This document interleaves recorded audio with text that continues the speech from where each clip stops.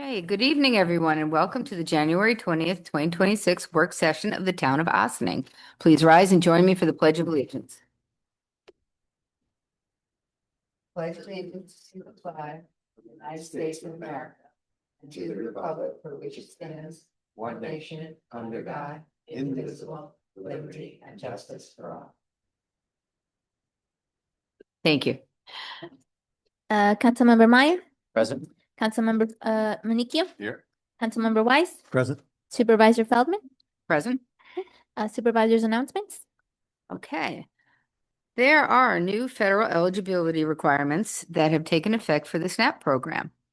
Please reach out to the Department of Social Services calling 914-995-3333 for any assistance you require when navigating these new regulations.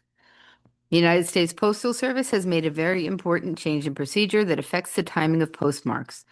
This change will impact time-sensitive mail like tax payments and many other bills. For more information, please www.currentfederaltaxdevelopments.com.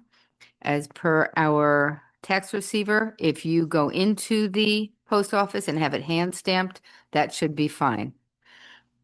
Okay.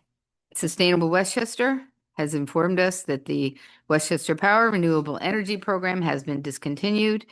All customers who took no action will be returned to Con Edison as their default supplier of electricity. The Ossining Farmers Market is closed for the winter season and will reopen on May 2nd. The Westchester County Beeline buses now accept tap to pay. Simply tap your phone, credit card, debit card, or OmniCard to ride.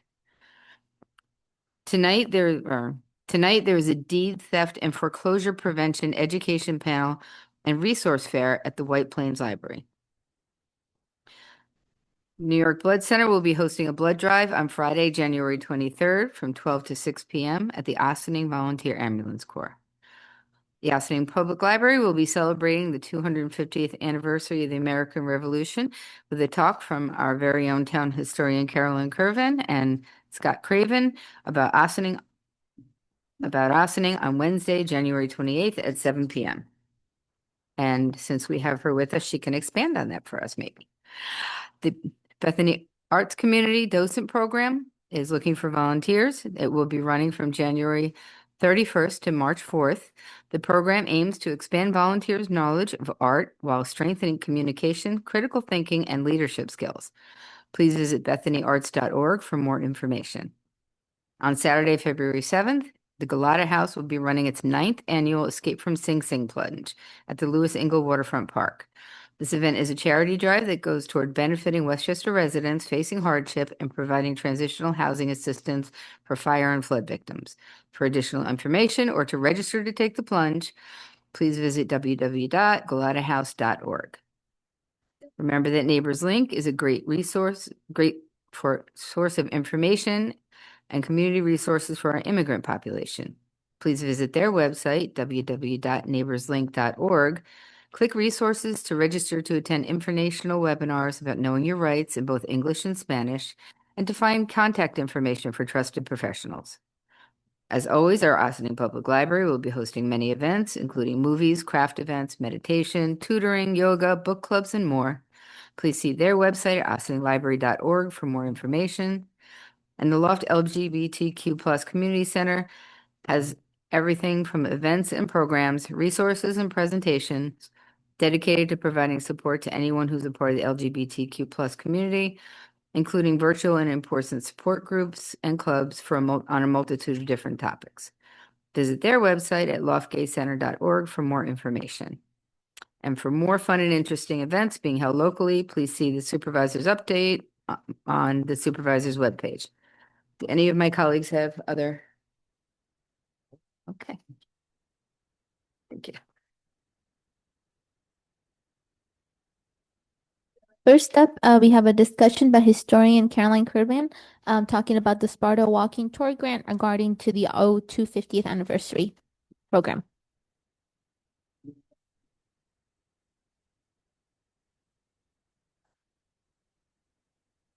The slides.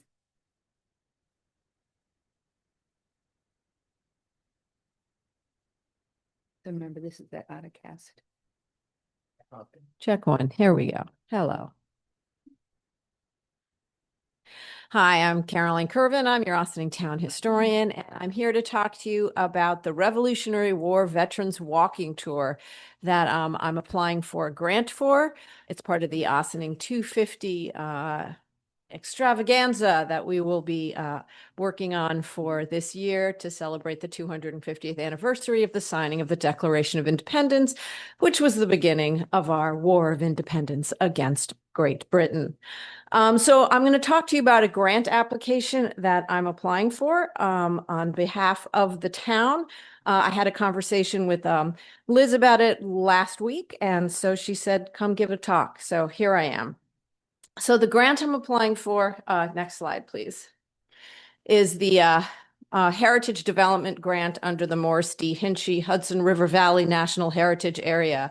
And the deadline for this grant is January 30th. Now, I've been working on it for about the past month, so I've kind of got it all together. But if the town is going to be involved, you should probably know more about it. So here we go.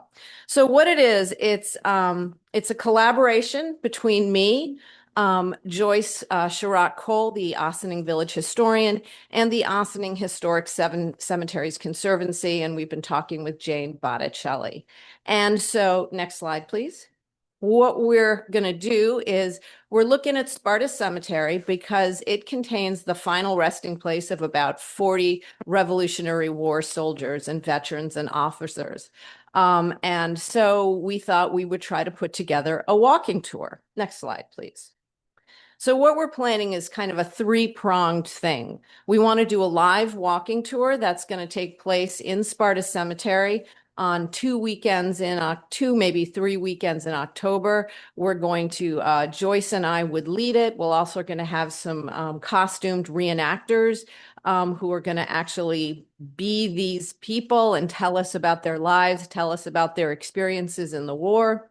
We're also going to be partnering with Eric Feinstein's Autocast, I guess it's pronounced, and it's a self-guided walking tour mobile app. So if you can't make it to one of the two, live events, you can go see it.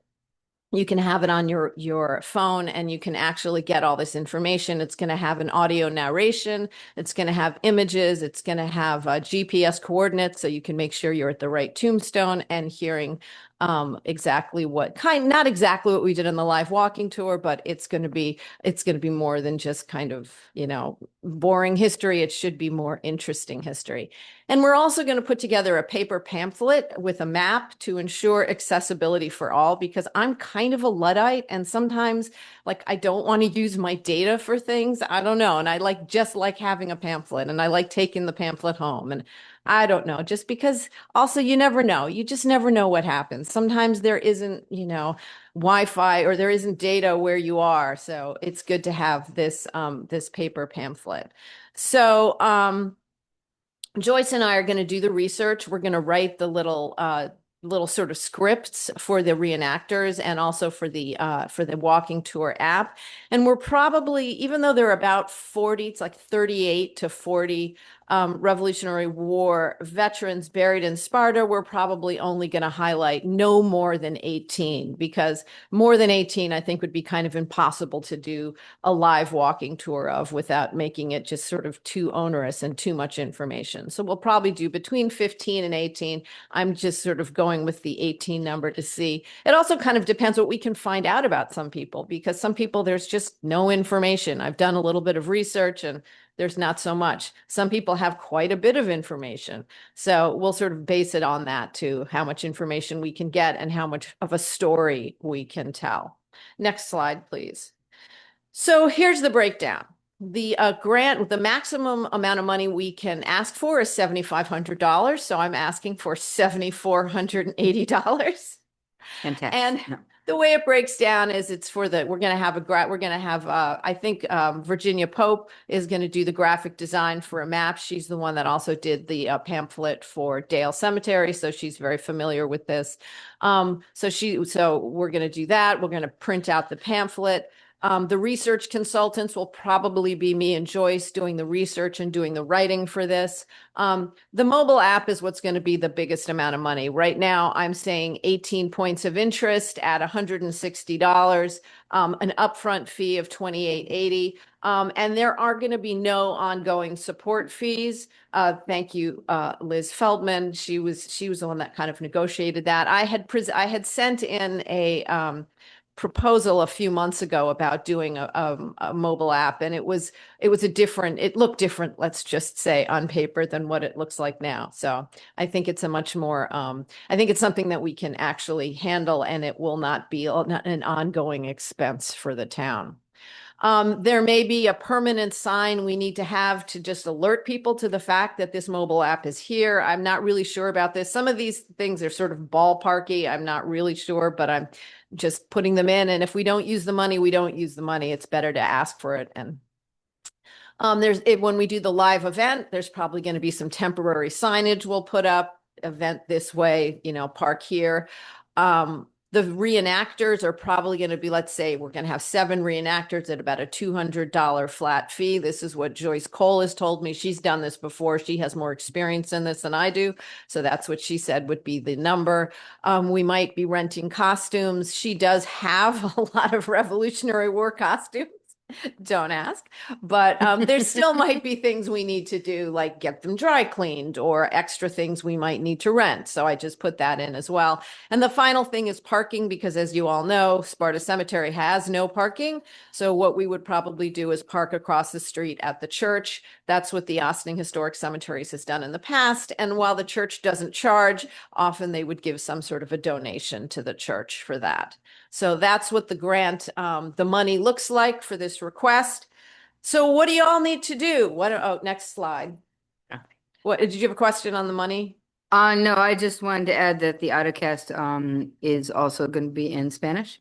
Yes, it will be in Spanish and English. So one thing we will have to do is find somebody to translate. So that's something that I'm going to be working on soon as we get there. Any other questions about the money breakdown? All right, yes, but I should probably break out a translation. That would probably be good too. Thank you for that. Oh, no, sorry. Can you go to the next slide, please? What does the town need to do? That one. Yep, thank you. So what do you all need to do? You need to officially agree to be the grant application applicant organization, which is going to require who's going to sign the grant, which is due next week. I'm assuming it would be you, Liz. You would be the one? Yeah, okay. As long as they think it's all right. Yeah. Well, I just feel like you would be Yes. the one, but I just thought, let's Yes, just say it it's out usually loud me. so we know. And then who would be, if we get the grant, who's going to sign the grant MOU? I assume it would be you as well, because this is dealing with money. So just wanted to put that out there. It would probably help our grant to get a town board resolution just to say, yep, rah, rah, we want this. So is that a possibility? Something we could do in the next 7 days? Yeah, so we have our next town board meeting on January 27th, so we'll get it voted on there. Okay, And then it'll be set and ready for the 28th with the certified resolution to send with the application. fantastic. That's great. And then number 4 would be we'd have to determine how the grant money is going to be dispersed. This isn't a matching grant in that we don't have to ask for 7480 and you have to put out 7480, but I think we have to put out the money and then get reimbursed for it, or the town would have to put the money out, but there would be reimbursement for it. So just putting it out there, that's just that those are the logistics of the money, logistics of the grant. And then the final thing would be about, which is number 2, which is actually number 5 on my slide. This is when you don't proofread. Who's going to generate the final reports post-event? And I'm happy to write them because I would be the one sort of organizing everything, and I'll submit them to the board and you can approve them and we'll go from there. So those are the 5 things that I think y'all need to know about. Do you have any questions? So the deadline, as I said, for the grant application is January 30th, which is next week. All right. And I'm going to be out starting the 28th. So we'll make sure you sign everything on the 27th. There we go. We'll do that. I mean, I'll be here on the 28th, but I expect to be having an interesting day. Okay, yeah, I mean, I can certainly make sure to come by with whatever needs to be signed. on And that's the day 27th. we'll be able to have the certified resolution ready. Great, that's Assuming perfect. everybody likes it. Sorry, just a quick question. Is this being submitted like through email or is there like an online portal It's an that online portal. Okay, so would we be submitting it like do we have to create our own account and stuff like that? Or how is it I working? have an account for this because I've already submitted for a grant, Okay. but maybe you should have an account. I don't know how the best way to go And about which doing. portal is it? I That's a really good believe if it's the Hudson River Valley National Heritage Area, I believe that's the same grant that we had for the open space, right, Valerie? No, it's a different one. Greenway. Okay, so never mind. So we may have to create an account before that. So let's just I'll follow up find with out that and I'll tomorrow. Yeah, email yeah, you yeah. About that, and we. Yeah. Okay. Because when it's kind of like similar, like the Hudson River Valley, and then we did something for the open space, and we had to Right. submit everything online through the portal. Yeah. So it's going to be hard to send it like that if we don't have access to the account. But we can work on that. Well, but Yeah. I mean, if you Is send it to possible for me- her to submit it? Yeah, that's fine. Yeah, I That's mean, if you perfectly send fine. me, if you just send me Yeah. the document, I can submit it. Yeah, then that works think- perfectly I fine. We think could that also should do that work. as well. Because Okay. we're also going to get some letters of support from various people. well, yeah. So I'm going to be submitting those as well. So I think I've got one from the Jug. I'm getting one from the Ossining Historic Cemeteries Conservancy. I was going to ask Scott Craven to write one, just to get some historical people who think this is a good thing and that we're all behind it. Sure. Okay. So, So we'll email you. So then we'll email you the stuff. Then come the 28th, we'll email you everything together, and then you can just send it. right. And I Let's do just think that. I would Okay. need to get you to sign something. So I'll figure out how that works because I haven't actually gone into the portal to the platform to do it. I just downloaded the document so I knew what I needed. So I will do that this week and Yeah. get more. No problem, Ian. Just give us specifics. a call if you need any help or anything. Okay. Okay. Thank you. Let's just go back to the deadlines. That's like the third to last. There we go. So the award date for this would be sometime in early March, and the actual grant term is March 11th through September of this year. It's through September 30th of 2027. We would only really be using this grant from March 11th through, let's say, end of October, whenever we finish doing the live events. And then the mobile app would just continue to exist until such time as nothing exists, I guess. I don't know how that really works, but I can pretty much guarantee we'll have it for the next 5 years, and that'll be there. So any questions about that? And then moving on to the very last, the grant timeline, just so you know how this will work. March through September, we'll be doing the research, we'll be doing the writing, we'll be doing the planning, hiring the reenactors, renting costumes, rehearsing with them. We'll be collaborating with the graphic designer and AutoCast and promoting the event. We'll be doing the live walking tours, 2 or 3, like I said, 2 or 3 weekends in October. And then November, December, just submitting the receipts, getting the money, putting together the final reports. So, and next slide, please. Thank you. Oh, 250. Yay. So does anybody have any questions about what this entails or what we're doing? The chances of getting the grant are 100% the chances of getting the grant are pretty I hope solid. so. I mean, You're in competition with somebody else that would. I don't know anything about that, honestly. I think because we're a municipality and we're applying and because it's Revolutionary War connected and because we have, 30 people buried here. I mean, I think we can make a pretty, and in the program summary, the project description, I have some pretty good stories that I think will intrigue them and maybe think we should, get people to come here and see more about it. Good. Yeah, I think it's a good idea. Is it possible that they could award a grant for a lesser amount of money? I guess so, yeah. So that's something the board would have to think about. If you get half of what you're asking for and it's not going to cover all the costs, then does the board still want to go forward with it? Because then the town would be picking up the remainder, it would seem. Can we revisit that after March, after the decision comes out? Or Yeah. Yeah. I mean, it's just something to keep in mind. Yeah. I'm not saying I've put things in there that don't need to be there, but I'm putting things in that are nice to have that we might be able to move forward without.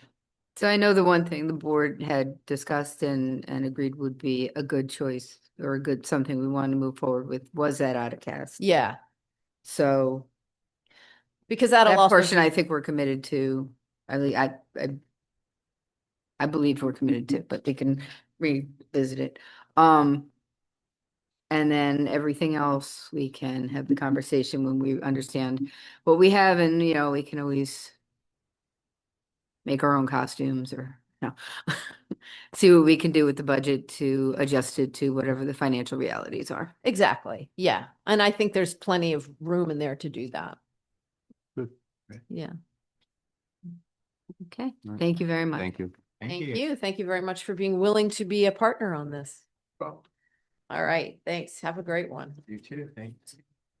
And I'll be in Oh, touch. wait, one more thing. Can you please discuss your event a little more?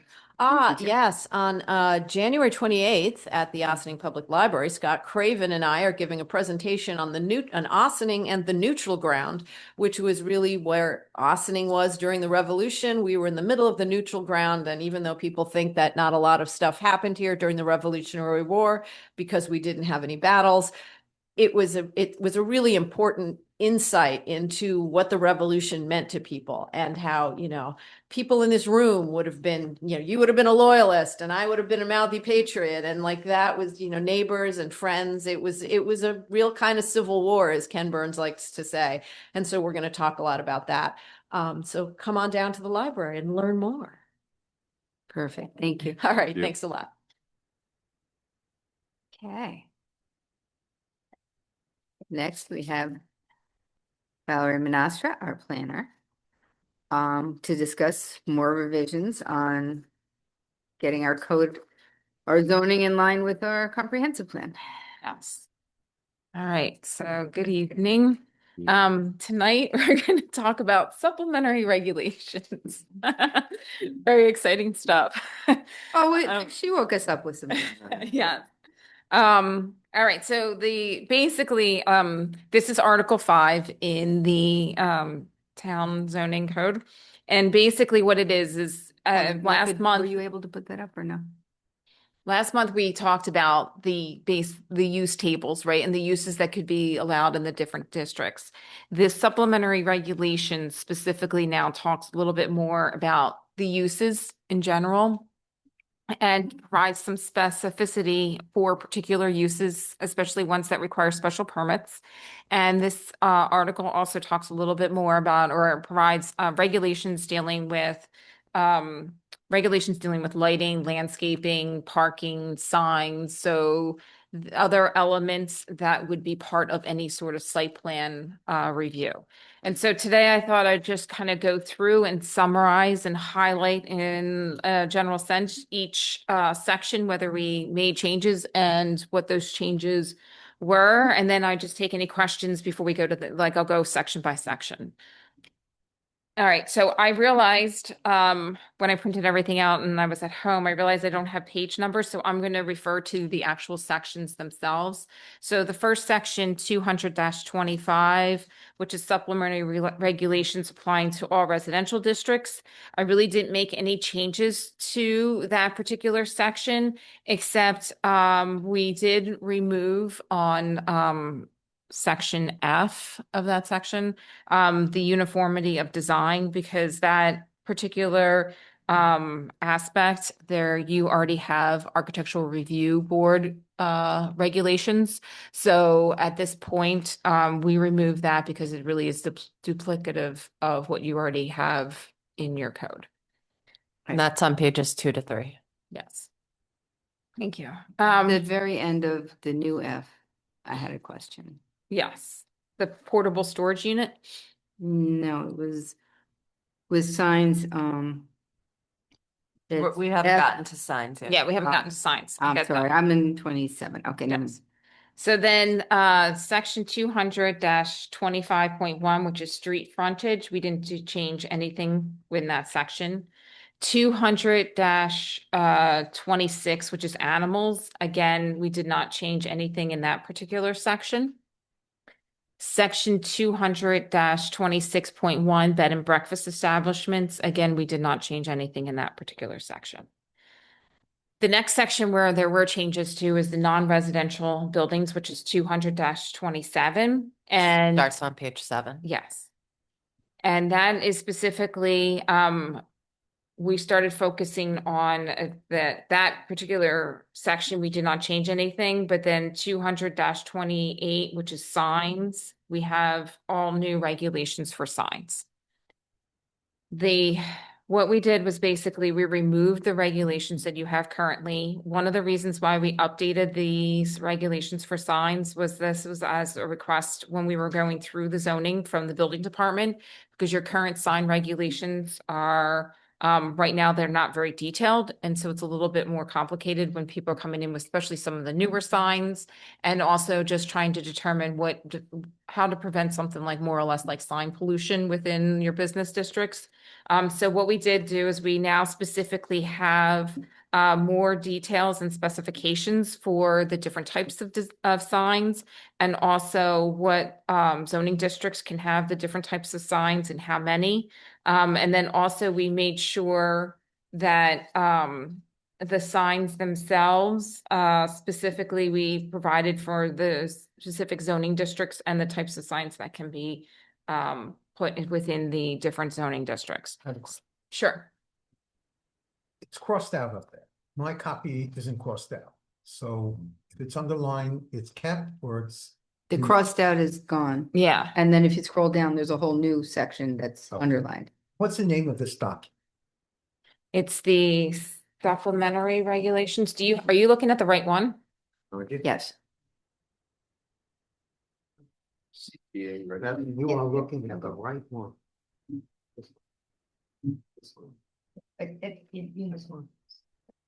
I'm looking at It's the a little red line. confusing because Yeah, the red line document is the wrong one. This one's only black. Right, the red line document was probably last month. The CTA red line, Article 5, 260107. Yeah. but on iPad it doesn't show red. Yeah, it just shows black, yeah. Yeah, it just shows that. Yeah. Well, the name of it. So this is all crossed out. Now where it says 200-27 non-residential building, right? It goes Mhm. down to courts and then it starts A 200-28. Is that supposed to be a different section, like a whole different? Yeah, it's 200-28 signs. Yes, it's a different section, yes. Well, I was able to follow. I Right. just didn't know why it was distinctly different. Oh, okay, you took the crossed out sections out of this one. No, No.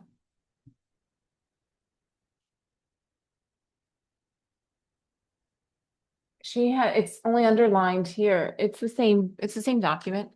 No, that one had crossed out. Like a line. Yeah. The crossed out lines are from the section above, which, yeah, They're not Right, this based one doesn't have any. On here. oh, that's strange. No, That is true. my version has it. yeah. Yeah, I think it's.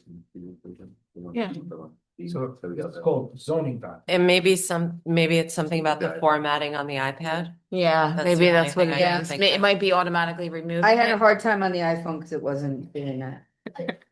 Did upload to the Google Drive for hours or something. Oh, you did? All So right. if you So go if you click on the Google Drive, maybe. it's not being held. I can't do Okay. it from here, but maybe. I can. Well, either way, the crossed out is this text that's being proposed to be removed. Right. So that was existing and then the new bold is what's gonna be. Yes, what it- exactly. So at the end, I just had a wording question. At the very last line of F, 200-28. Yes. 200-27 F. Yeah, so prohibited signs. Are you talking- 6, yeah. Okay. So that- It just didn't sound right to me. the All way right, it so said. this says no sign which is leased or rented for economic gain, including a sign commonly known as a billboard, shall be erected, maintained, or displayed, including those which advertise or promote any business, profession, interest, or products on a lot other than upon the premises whereon such sign is situated. So, basically what it means is that you can't have a sign that's advertising another business other than the business that's on your property. But we can take a look at the way that's worded and try to come up with something a It little was bit where more on clear. such sign, should it be such business is located or such sign is located?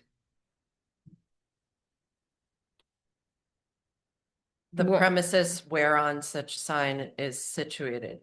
So it has to, including those which advertise or promote any business, profession, interest, or product on a lot other than upon the premises whereon such sign is situated. So you can't have a sign on a premises Okay. if the business isn't also on the premises. So you can't advertise down the street. Right, Yeah. you can't rent out space Right. for signage. The billboard is crossed out. Is it? We're not allowing Somewhere else? So you're back at the original, that was the original text. We are now, Go down. yeah. Oh, Yeah, so the A originally, A and B were crossed out. We're on the top of page 11 now. We don't have page numbers. It's a On challenge. the Google Drive.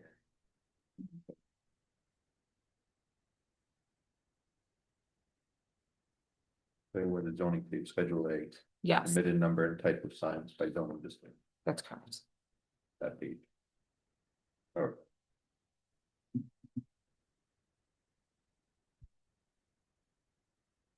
what number was this referring to? It's my questions. F6. Right here at that page. Yeah. Alice? Right there. Yeah. Just stop right there. So this is the one that was kind of messing with my head. So we're talking about the language at the Right. top of the page on the screen. But, and yeah, just. I don't know why I couldn't get my head around that one line. And that's, we'll take a look at that. I'll take a look at that again and see if we can come up with different, slightly different language to make it a little bit more clear. If it's not clear to you, then it's not gonna be clear to the public, so. If an advertising company has a space, has a billboard, and a company wants to advertise on it, but the No. business is not there.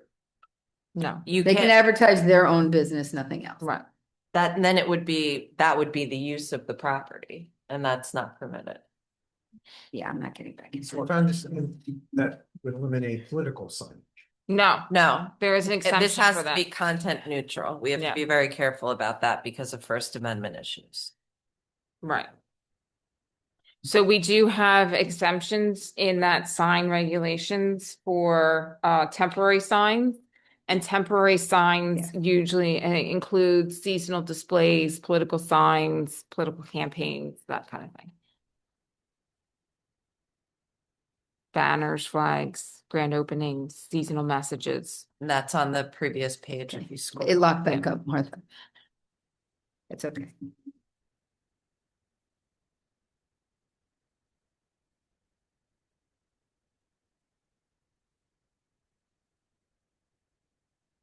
I'm gonna follow along up there.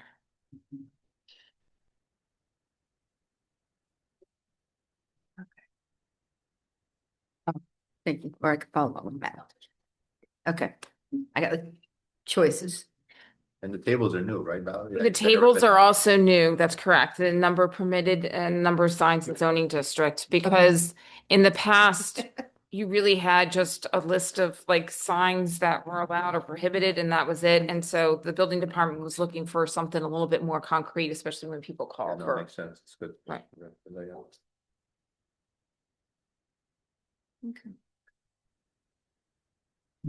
So, and then we just provided in the in the signs regulations, the different standards that would be allowed. And one of the things specifically dealing with, we are allowing projection signs, wall signs. Can you define a projection sign for me? So a projection sign is one where it's perpendicular to the building. So it could be, Like so, it juts out. right. So if you have like a building, it could be like, when you're Oh, walking okay. down the street and you see the sign, that's projection. sign. Barber shop here or Yeah. whatever. Exactly. All right, not projected onto the side of the building. No, not Okay. projection. sign. Just checking. Projecting away from the building.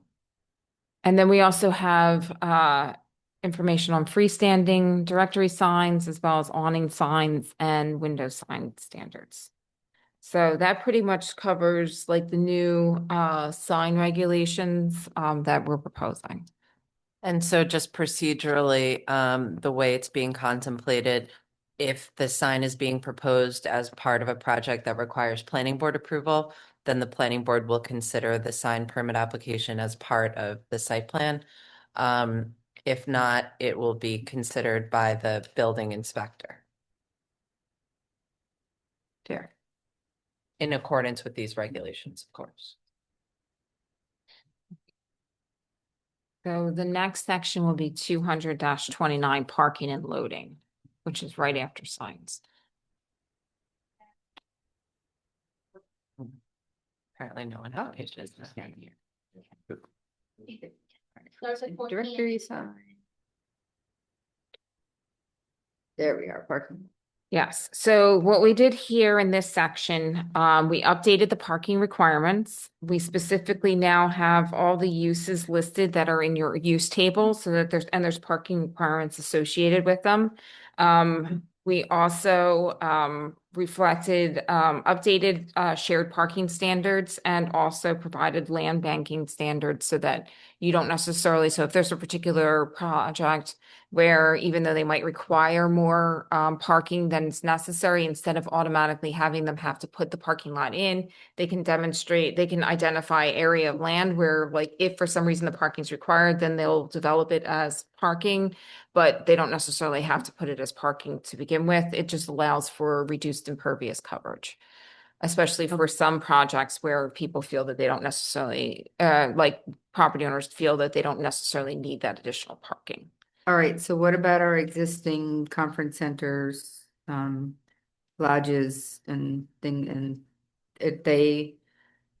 are they able to leave it like that? Or are they going to be asked to, are they grandfathered? Yes, everybody is right. So to a larger extent, everybody's right. This is for like new site plan approvals, new projects that would potentially be coming in. If it's the same owner and they're going just for an Right. improvement or something, Right. they're still grandfathered in. Now, right, but if, for example, with the new conference center at the former GE site, we actually worked with them closely on parking, right? And had them as part of the site plan approval, identify how they're going to be handling parking. And if there was additional overflow, where would that go? So while it was not part of like these regulations, the planning board did have the applicant really demonstrate where parking would be located on the site plan itself. And for curiosity, they have both a hotel and a conference center, and presumably one person's going to both things. Do you have to have a parking spot, 2 parking spots? For that? Right. So we do allow for shared parking in these new proposed regulations, and that was one of the discussions that took place at the site plan.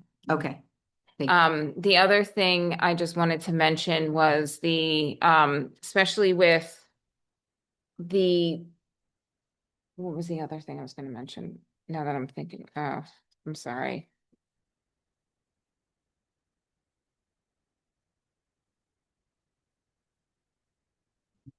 Is that your? Yeah, it is. I'm sorry. Go back. Oh yeah, the planning board also, one other thing, the planning board may waive certain requirements as part of site plan and subdivision approval. So it does allow for, especially for dealing with access and also drainage and surfaces. This also allows the planning board to may require alternative surface materials as well. So it does give a little bit more flexibility within the parking standards than what existed previously. So the minimum required off-street parking spaces, all in that column, that's all new stuff, or is that stuff that's been in our code? So some of it has been in your code and some of it has been updated. And especially because some of the standards, as we spoke about before, some of the uses in the table, you had different uses in different zoning districts. We now have consolidated the uses and have standard terminology, for example, dealing with eating establishments. And so what we did was then we created new zoning parking requirements for those. The residences have limits on the number of vehicles that can be on the property. Well, for one family, where minimum parking requirements is 2 spaces, 2 families, or 2 spaces per dwelling unit. But we do have some requirements in here dealing with commercial vehicles. so that there's a restriction, specifically for how many commercial vehicles can be, like a commercial vehicle shall be registered to the owner. So you're allowing to have one commercial vehicle. Parking of more than one vehicle in any lot shall not be allowed except as otherwise permitted by the zoning chapter. Heavy construction equipment shall not be parked or stored on any residential lot. Tractor trailers, garbage trucks, dump trucks, et cetera, shall not be parked or stored on any residential lot. So these are just sort of clarifying on some of the concerns that have been raised recently in terms of the different types of vehicles that have been parked. Thank you. Is there a maximum number of cars allowed or just not within the setbacks Just not within the setbacks, should be in the driveways. and not in the front lawn? That's correct. It has to be on an impervious surface or? It should be, they're supposed to be on driveways. And I can double check to make sure that it specifically has no parking in the front yard, but I believe it does. I believe your current regulations already do require that.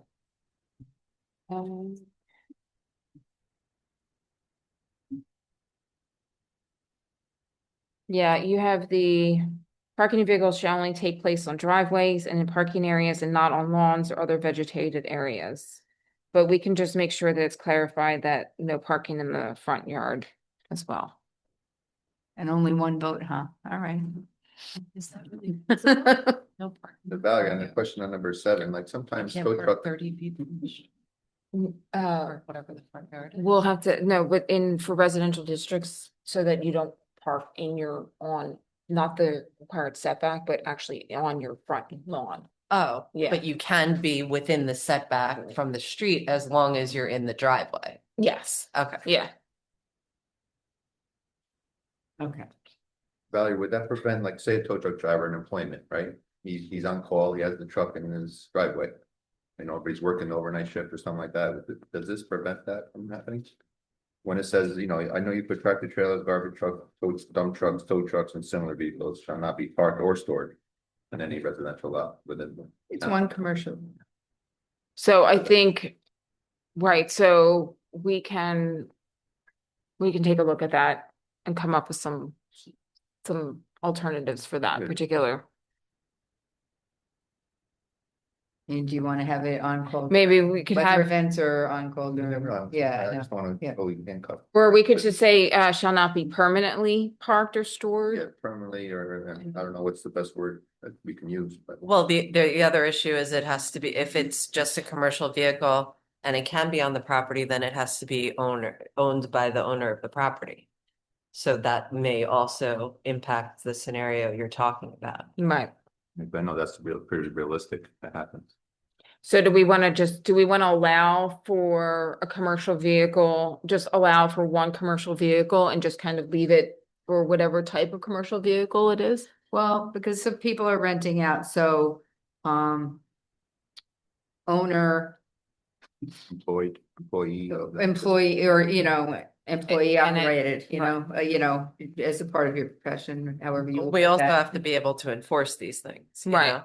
So, I mean, if he just says, oh, it's my boss's, what are, we need to, we're trying to have like specific standards so that Yeah, and, it can be. Joe Blow's plumbing truck is next to, Mike's electric truck next to, the Or tire however- truck in the driveway, he's not doing all of those. Multi-family dwelling though. Well, I'm just saying. That make I no know, I got you. No. I'm just saying. No, I mean, so Right, why don't we, you're right. why don't we have one commercial vehicle, right? And we can just kind of leave it open-ended. And if for some reason there is a particular problem that it starts occurring, then we could define it a little bit more as to the limitations of that current vehicle. Okay.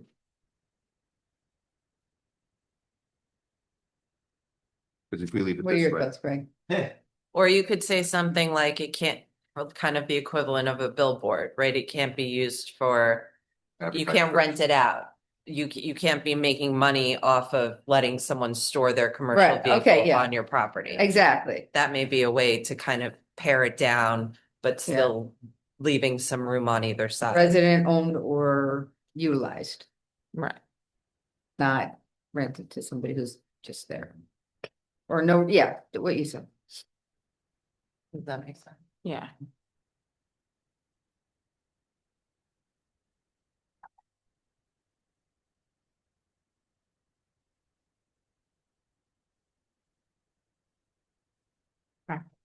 All right, so I'll rework that section. Can you define assembly area for a cemetery? What section are we? It's right down under the park. It's In the parking. I was like. Assembly area for a cemetery. That's usually like an area where everyone gathers in terms of like, potentially Service. yeah, services and stuff like Okay. that. So like what St. Augustine's is planning, like a little building, Yeah, not like, for- where they're all standing outside parked all over. right. I mean, I think part of this is, again, this is for, with your cemeteries, this is for if you actually do have a specific assembly area. I mean, if you just have if you just have a cemetery and you're not really having areas where people are gathering, a lot of times you just don't have very specific parking requirements for cemeteries. I've worked on a couple cemeteries where it is known that like if there is a burial that takes place, you will have 50, 100 people showing up Oh, to wow. that particular cemetery. So then there's parking and typically parking management plans associated with that. But the cemeteries that we deal with in the town of Ossining are less likely to have that situation. So it's really more of the assembly areas where if it's really specific, asking people to come and congregate in a particular area in the cemetery. And obviously, we're only really talking about private cemeteries Right. because the town doesn't have to be bound by its own zoning. Yeah, but it's nice to pretend. Right. Okay, thank you. And there is a provision in here, that's what I was gonna say, that is that space requirements specifically for uses not provided in the table shall be subject to the determination of the planning board. So it still even allows for, if you get particularities with like a cemetery or some other use, it does allow for the planning board to also take a look at what is being proposed and how that land will be used and to apply zoning, parking requirements as needed. Thank you. Okay. Any other questions on parking? All right, so the next section is section 230, which is uses prohibited in all districts. We are not proposing any changes to that. Section 231, so some of you might not have this in your current or the way you're viewing it on your computers, but the cluster developments, we are proposing to remove a lot of the text there. That is one of my questions. Yeah, Why? because it's inconsistent with the language that already there's a whole section of cluster subdivision in your subdivision chapter. And this zoning section refers to the subdivision chapter, but then it also kind of threw in other requirements. And at this point in time, we're recommending that the cluster provisions should just refer to the subdivision chapter. And we'll be dealing with cluster development in the subdivision chapter itself. And we'll be putting a lot of the There's a lot more. details that were in this chapter into the. So a lot that of the, chapter? right, so a lot of the details in this chapter are already in the subdivision chapter. Okay, And the subdivision chapter actually reflects more of the state text okay. and Not the just the stuff state, we like made the town, New York State town law subdivision section. There's specific requirements and that reflects more of the updated text than this does. And then in addition, we are going to be proposing changes to the cluster development section. So Okay. that'll be coming back either in February or March with the subdivision regulations. Okay. Are we voting on these piecemeal or all together? It's up to the board. Yeah. All right, we'll talk about that later. Thank you. I mean, I think the objective was to do it All together. concurrently. Yeah. Okay. All right, But then when we get to the later articles and we want to refer back, we can't, or can. If we vote piecemeal. Right, I think the one thing with piecemeal is that you're like, for example, you would update, so you're technically changing this, but Yeah. then keeping, so it might be better to have it all at once. Right. I mean, the plan was always to do it together. Okay. So what I specifically did in the cluster, just to, in the cluster development, I kept everything in there that spoke about the actual process itself to get cluster developments approved, but removed the standards because the standards are really within your subdivision regulations. Okay. So the next section is section 200-31.1, which is notification of proposed land use activity. I kept that the same. Section 200-31-2, accessory apartments and single family lots. Those are also proposed to remain the same. Those are fairly new. Yes. Section 200, or actually the one thing that you might want to consider with that is that there is a requirement of pretty regular the renewals themselves and having like going in and getting those apartments re-inspected, whether you wanted to consider expanding the time frame in which those renewals or re-inspections need to take place. So it's every 3 years right now, or? Yeah, or three? it's right now, I believe it's every, yeah. But they're biannual with an annual fire inspection. It's every 3 years, right? So if you want to keep it that way, we can keep it that way, but you know, Do we still have an annual fire inspection? to the for the accessory apartments?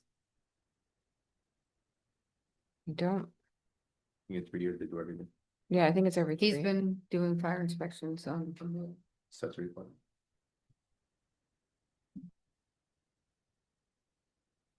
I don't see anything that says requires. What does he do different when he goes for the 3rd year? Yeah. It has I believe that's yeah. for commercial, yeah. when the annual fire inspections. I mean, we would have to check with the building inspector on that. I was having a conversation with a resident that had one, so I assumed it was the accessory apartments as well. But I could be wrong. The resident had one what? A fire inspection. Oh, but you didn't know if it was for an accessory, what it was for? It was I mean, she lives in an accessory apartment to a building. Well, an I don't know if accessory that's apartment considered- has to be like accessory to a single family residential. Yes, Okay, Does that include? maybe it's a two-family, maybe that's different, and that's. Commercial. or maybe it's the 3rd year, who knows? Would that potentially include a single family that has a front entrance and then a back entrance?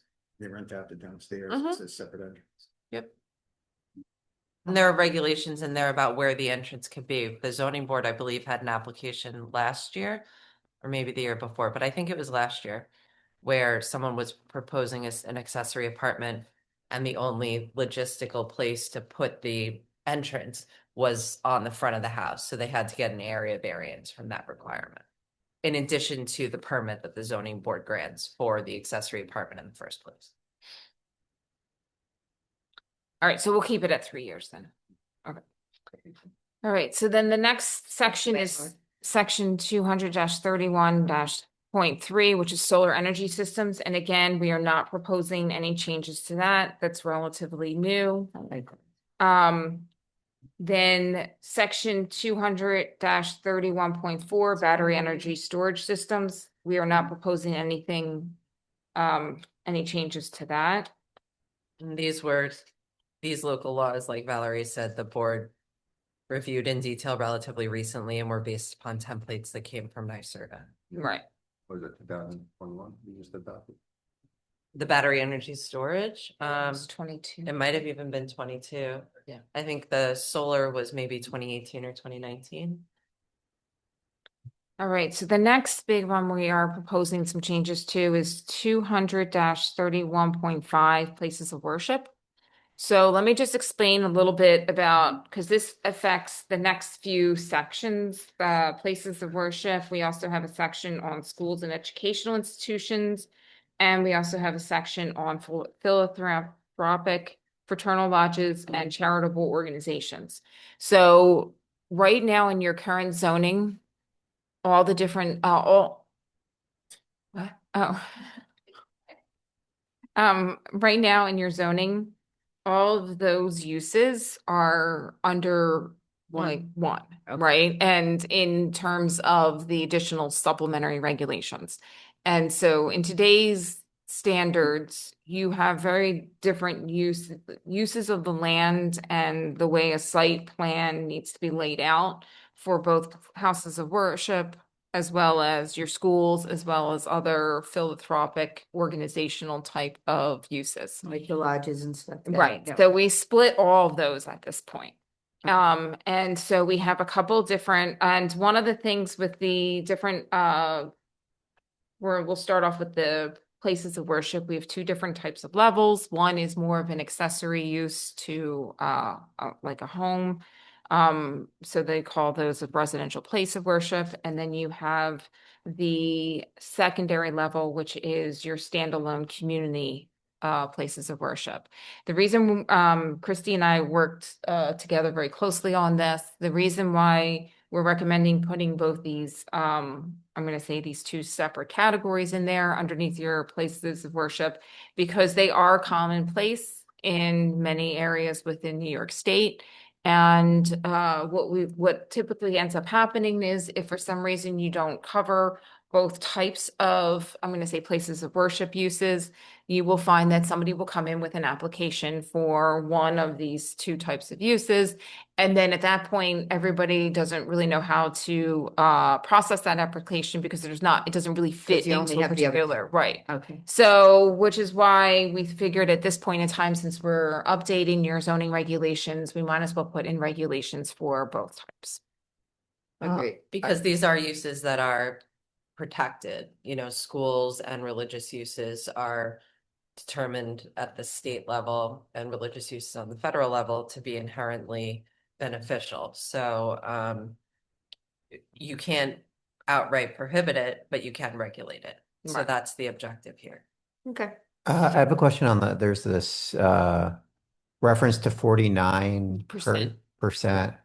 So that's a residential one? Yeah, my concern is, it's meant as an accessory, Yes. but 49% is essentially half-half. Is it within our purview to reduce that number to say 25%? Or whatever we have for accessory apartments? That was what I Right. was gonna ask. What percentage do we use for accessory? Let me look at that. Okay. I think it That might, might have been 33. that's what I'm thinking. Enforce it. Well, Well, they would have to That come in for site- site plan. right, and it also gets see. enforced through the building permit itself, right? So when you're putting in for the building permit application, you're specifically identifying how much of the space is being. For accessory, the habitable floor area shall be a minimum of 300 square feet, a maximum of 800, and the area of the accessory apartment shall not exceed 33% of the habitable floor area of the principal building. So, Yeah, I would like to change it so it's Sure. uniform, yeah. Yeah. Thank you.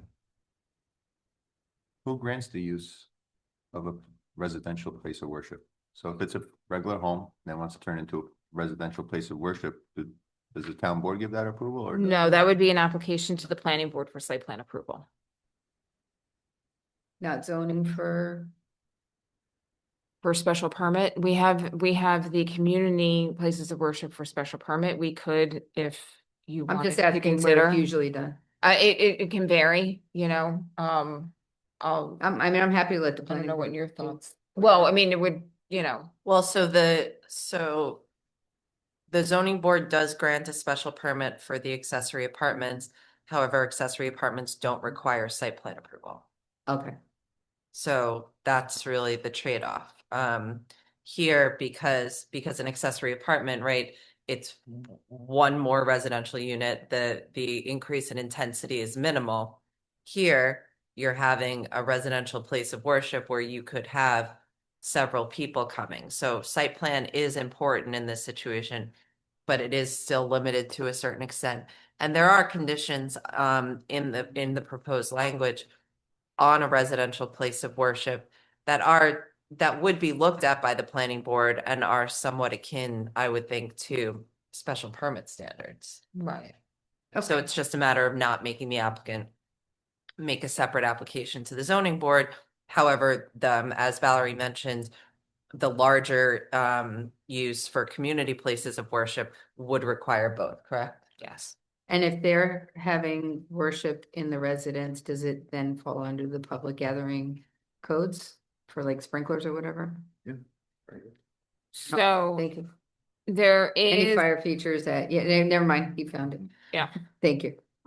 And then this purpose. Anything with gathering based upon square footage has to comply with the requirements of the Uniform Fire Prevention and Building Code at the state level. And they have to follow both off parking requirements. They have to follow the residential Whether it's a requirements school- and the worship. Okay. Yes, Right. that's correct. Yes. One other, I don't know if I missed it, but the part about the single family owner,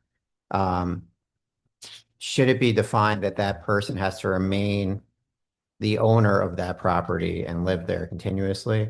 I don't know if it says that. I didn't see it, but my concern being that, Yep. we convert it, then I move out. I don't care.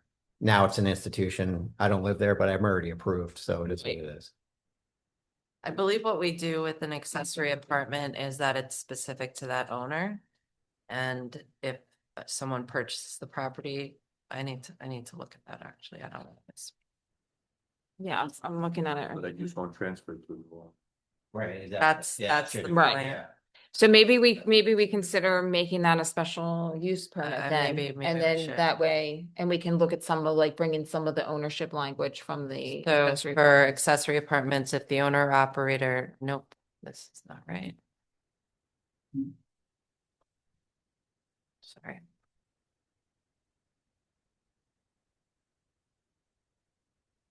So for accessory apartments, it does state that either the main dwelling or the accessory apartment has to be owner occupied and the primary residence. So we could put similar language in there as it relates to the residential aspect, that it has to be owner occupied. Yes, we can do that. Thank you. Yeah, I think that helped. Sale of the dwelling unit. In the event a lot with a valid special permit for an accessory apartment is sold, the special permits shall lapse unless within 90 days after the transfer of title, the new owner shall apply for renewal of the previous special permit under this section. So we could also, We could bring that in. subsection, Yep. that's subsection F, 31.2F. So we could carry that language over as well, so that if there is a change in ownership, the special permit they have to affirmatively come to the town. And then the hours of operation, we're just gonna say it's every day of the week, Monday through Friday, through Sunday or whatever. the hours. So What does it say, 10 to- yeah, I but think that we might be have, Commercial, I mean, the community. no, but I think we have,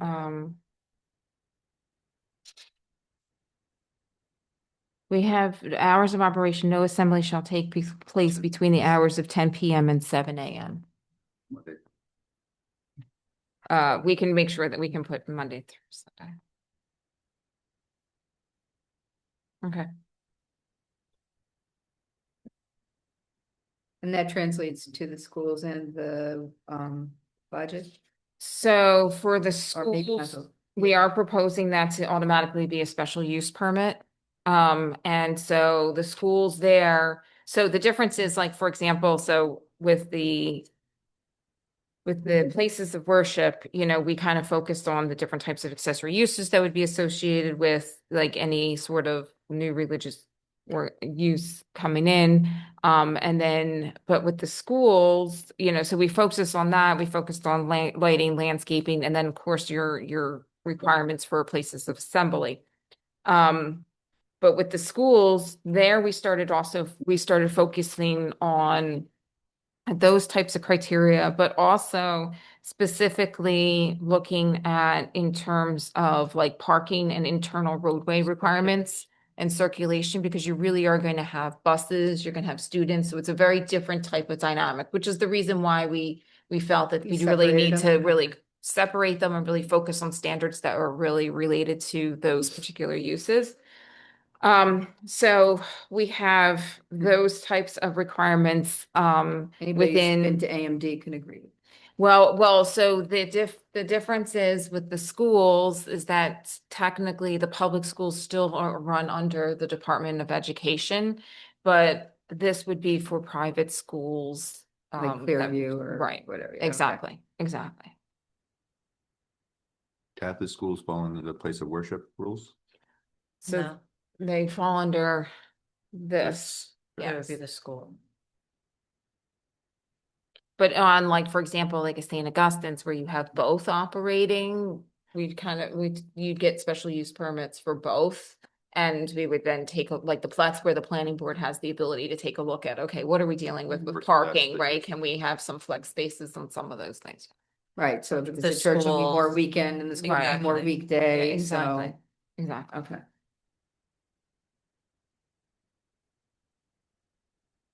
And then the charitable organization, again, this kind of we worked into the types of accessory uses that you would find there. And signs, we think that these would probably be, excuse me, this is kind of like, your Bethany Arts, like those types of organizations, except that has its own, right? I know that has its own special use. That's its own animal. Excuse I saw you. But that is, but. We do have zoning for art residents. Right, you do so have art that's a residents, because different- that is. Artist community. Right, that's a, Okay. Is right. its own separate special permit use. We went through. Right, because that's very- under a residential district. Repeatedly. This is right. This would be specifically, but what I was using, I was trying to think of an organization that's No, operating. it was a good example. I just. But, yes. And then just one, kick back one more Yeah. time, daycare centers, childcare centers fall under. So those would but- be, Oh, no, those are actually their own separate uses, and they're allowed is like regular site plan approval at the planning board.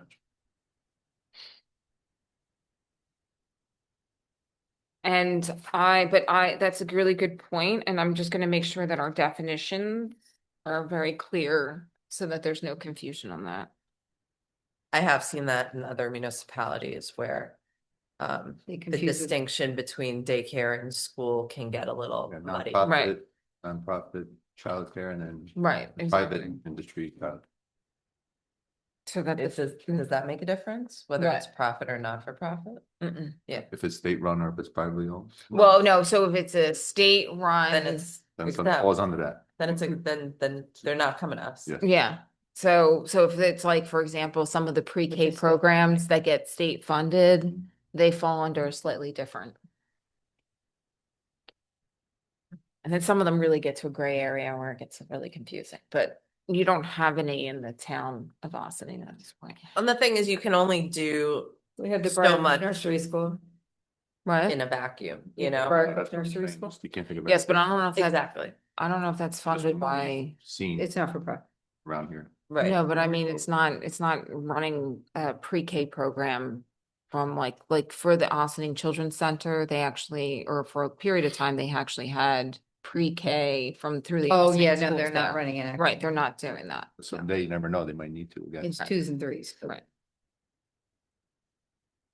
Okay, Yeah, there may have to be tweaks. Right. As new We have to projects adapt to come the in and situation. we have the comp plan as, the guiding document to start off.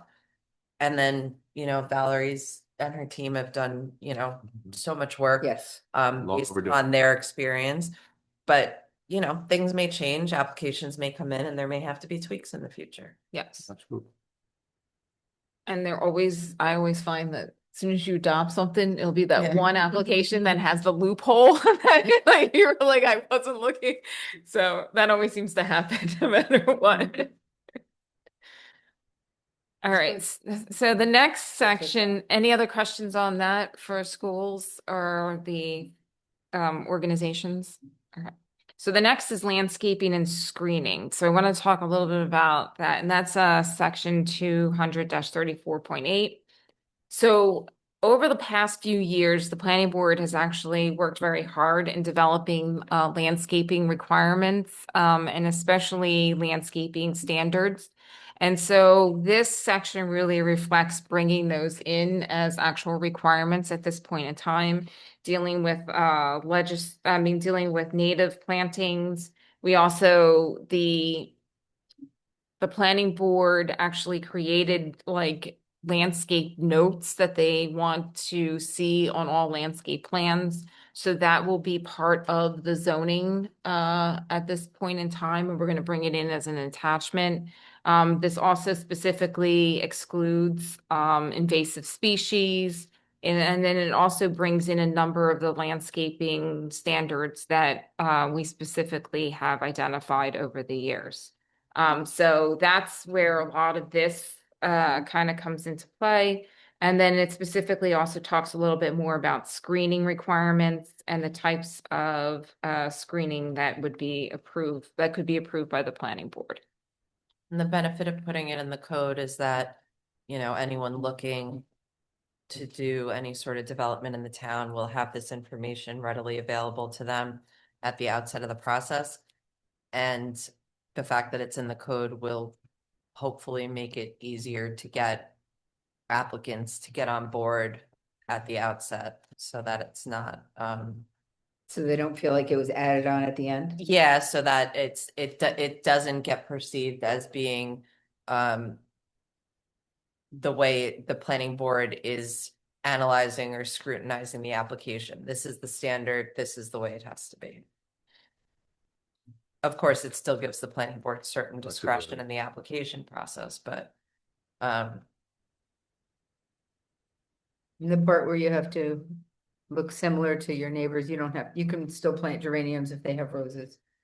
I'm kidding. Yes. You don't have to plant all the same plants. Just can replace grass with item 4 and rocks all over the place. Is it helpful or overburdensome to cross-reference our leaf blower restrictions in this section? We could do that. Thank you.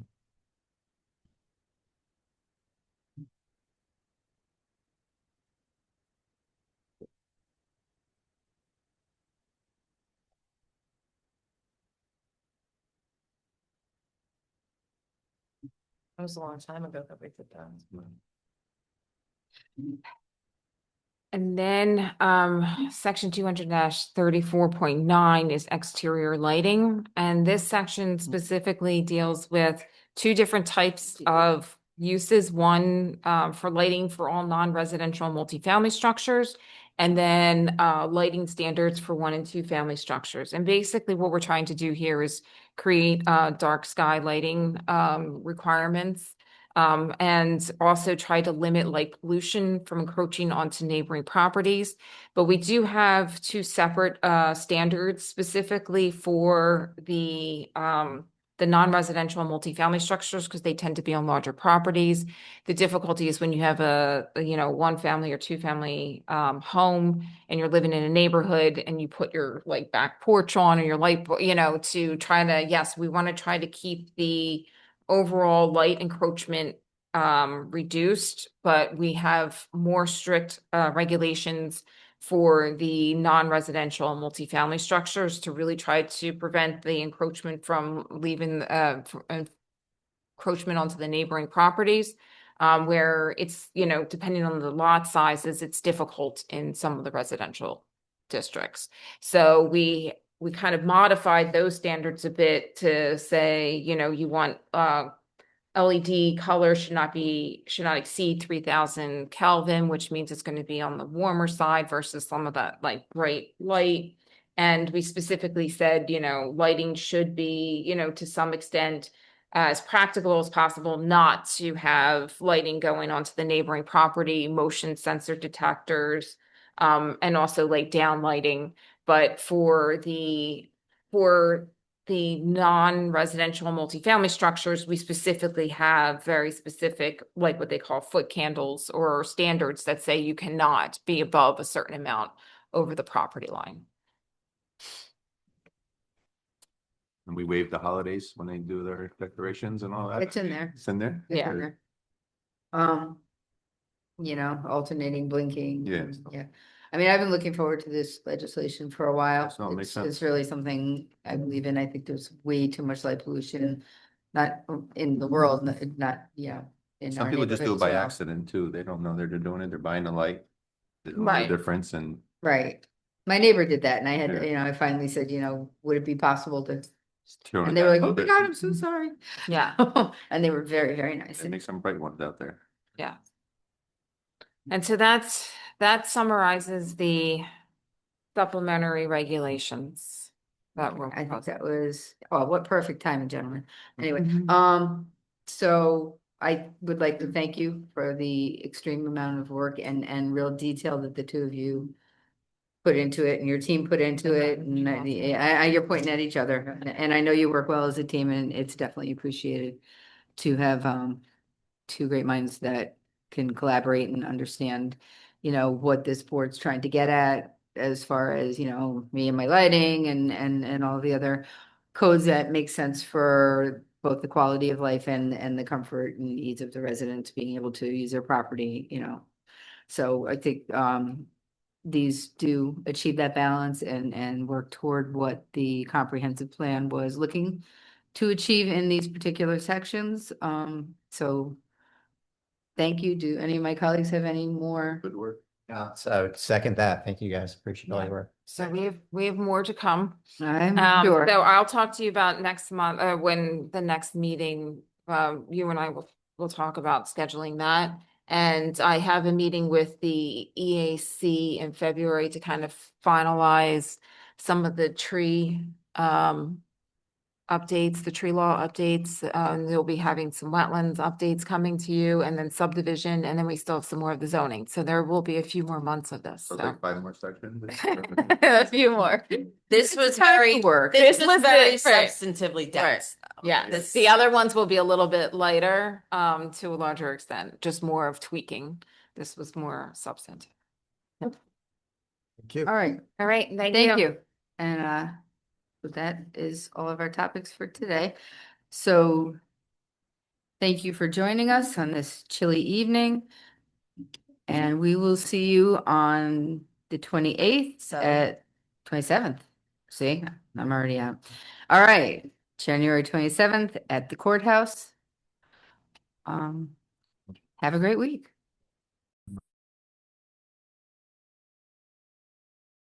To Pending litigation. contracts and Advice of counsel and personnel. advice of counsel and personnel. So moved. All in favor? Aye. Aye.